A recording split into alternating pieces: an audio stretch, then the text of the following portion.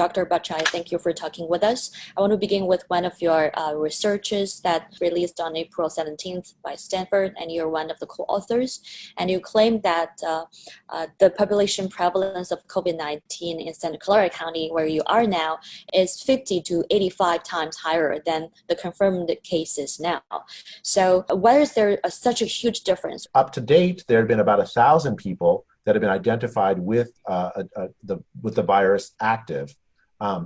So that's a 50-fold difference between, roughly 50 to 60-fold difference between the number of cases that are identified with the virus, with the PCR, the clinical test, versus the antibody evidence.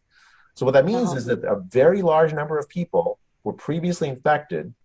Basically, most people with mild symptoms, they don't go get tested because they have a mild cold. There's no reason for them to go get tested. Do you know if there are similar situations in other areas of the United States? Yes. So actually, it's in Los Angeles County, in Telluride, in Miami-Dade, in upstate New York.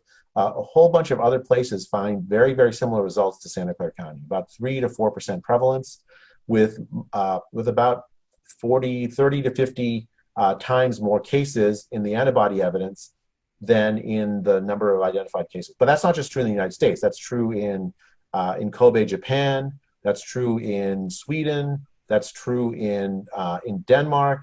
That's true in Germany. A whole series of antibody studies have found basically the same result. And what are the implications of these findings? So a few things. One is that the death rate from the virus is much lower than people had realized. Also in Santa Clara on April 22nd, health officials confirmed one death died of COVID-19 on February 6th, and the person didn't have a travel history. That's 3 weeks earlier than a previous report of America's first death on February 29th. What does this mean? February 6th is the autopsy study in Santa Clara County where the coroner in Santa Clara County found some patient who had died on February 6th and had evidence of COVID-19. Now, typically it takes 3 weeks between 3 to 4 weeks between being infected and dying. Mm-hmm. So if you subtract back from February 6th to 3 to 4 weeks, sometime in the first or second week of January is probably when this person got the infection. Now that is earlier than January 22nd, or January 21st, which is the previously known first case in the United States.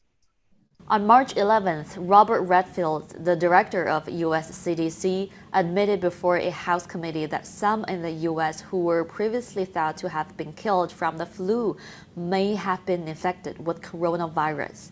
What do you think of that admission? I mean, it's hard to tell. Sometimes the viral pneumonia of the flu looks like the viral pneumonia that you get for COVID. It's possible. It's hard to say unless you have some direct evidence. Chinese scientists shared the genome sequences of the coronavirus with the world in a timely manner. How helpful was it for world scientists' research on the virus? I mean, I think the virus is only a few months old. So we've learned a lot about the studies, a lot about the virus in a very short amount of time. And I think Chinese scientists have played an important role in that. I mean, I think it's a worldwide effort to understand this virus. There's a lot we still don't know. And it's going to take scientists from everywhere to apply with their knowledge to this virus. Yeah, absolutely. China's played an important role in that.